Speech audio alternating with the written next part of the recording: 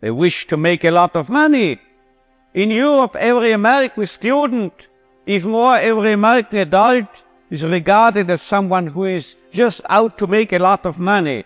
Really, 16% of these students regarded their main goal and concern in life to make a lot of money. I'm quoting literally, make a lot of money. And you know what the top class, the top category? We say category, what do you say? Category was among your students, but I know I am speaking a marvelous accent without the slightest English.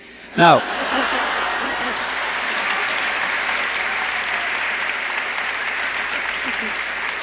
you know what the top category was?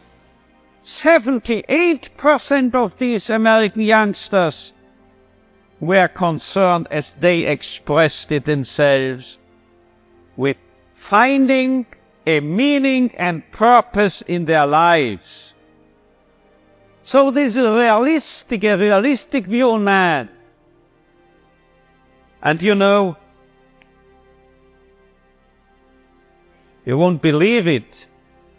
Gray hair, my age, I started taking flying lessons recently. Do you know what my flying instructor told me? If you are starting here, wish to get here, say east, heading for this, and you have a crosswind, you will drift and you will land here. So you have to do what we pilots call crabbing, he told me, C-R-A-B, crabbing.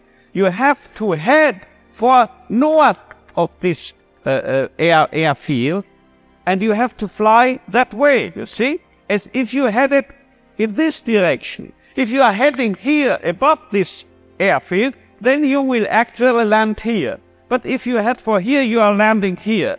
This holds also for man, I would say. If we take man as he really is, we make him worse. But if we overestimate him,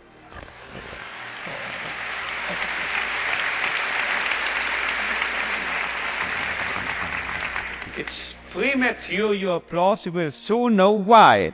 If we seem to be idealists and are overrating man, and looking at him that high, here above, you know what happens? We promote him to what he really can be. So we have to be idealists in a way, because then we'll wind up as the real realists. And you know who has said this? If we take man as he is, we make him worse. But if we take man as he should be, we make him capable of becoming what he can be. This was not my flight instructor, this was not me, this was Goethe. He said this verbally.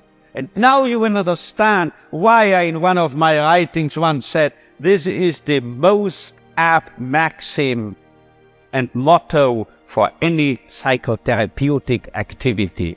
So if you don't recognize a young man's will to meaning, man's search for meaning, you make him worse, you make him dull, you make him frustrated, you still add and contribute to his frustration. While if you presuppose in this man, if in this so-called criminal or juvenile delinquent or drug abuse and so forth, there must be a what we call spark, a spark of search for meaning.